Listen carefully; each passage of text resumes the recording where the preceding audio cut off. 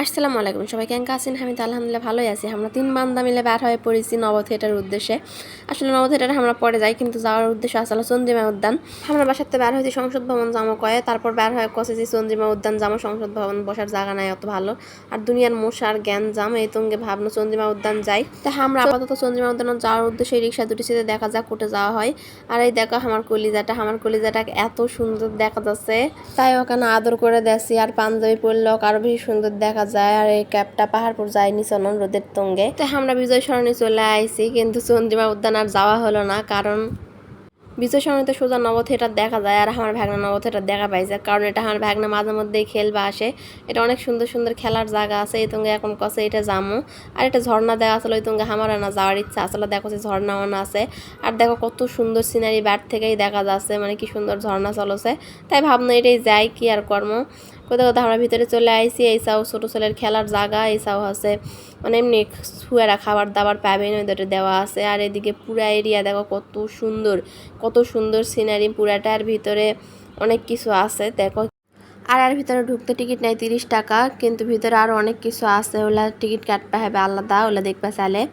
3D movie টুভি দেখায়, ভূতের মুভি দেখায়, মানে ভয়ঙ্কর। আমি দেখিস না, আগে অনেকবার আইছি, এই জন্য আমি আর আজকে দেখানো না। আর এদিকে চারিদিকে কি সুন্দর ফুলের গাছ টাছ লাগানো আছে। আর দেখো পুরাই কি সুন্দর এরিয়া। আমরা আজকে ভিতরে যাই দেখানো না, কারণ আমি মেলাবার ভিতরে গেছি। আরও বঙ্গবন্ধুর যুদ্ধের কাহিনী টাহিনী ওলা দেখায়, কিন্তু এখন তার বঙ্গবন্ধু নাই, সব ভাঙ্গে চুরে গোলমাল করে দিছে। ওই গোলটার ভিতর বঙ্গবন্ধুর কাহিনী দেখায়, কিন্তু এখন তার নাই, সব হয়তো ভাঙ্গে চুরে গোলমাল করে দিছে। আমার বোন আর আমি দুজনে একই রকম জামা পড়েছি, কিন্তু দুজনা দুসব ভিডিও করতে করতে ব্যস্ত। আর দুনিয়ার মানুষ আইছে সাজে গুজে। এই টাইমে আমার ফালতু ক্যামেরা তো সিনারি কত সুন্দর আছে দেখো, কারণ আমরা বেলা থাকতে থাকতে গেছি।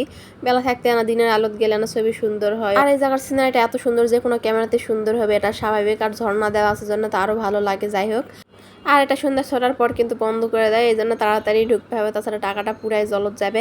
আর চারি সাইডে এলা ফুলের গাছ লাগা আছে, এমনি বিভিন্ন গাছ লাগা আছে, অনেক সুন্দর সুন্দর গোলাপ ফুলেরও গাছ লাগা আছে, যদিও ছিঁড়া যাবে না, না হলে চুরি কর্ণ হয়নি। আর এসব দেখো ঝর্ণা এপার আর ওই পার সিনারিটা মানে এত সুন্দর লাগছে। আর এরা পানি ছিটে ছিটে আসে, কি ভিজে গেছে। যদি এরা পচা পানি গাউত পড়ছে, কিন্তু কি কর্ম, ছবি তুলবা তোমাকে তা না কষ্ট করবাই হবে, চুলকানি হলে হবে। এত সুন্দর জায়গা, যেহেতু অনেকে এটা লোকেশন চাবেন, এটা হলো বঙ্গবন্ধু শেখ মুজিবুর রহমান নব থিয়েটার, গুগল ম্যাপত সার্চ দিলেই পাবেন।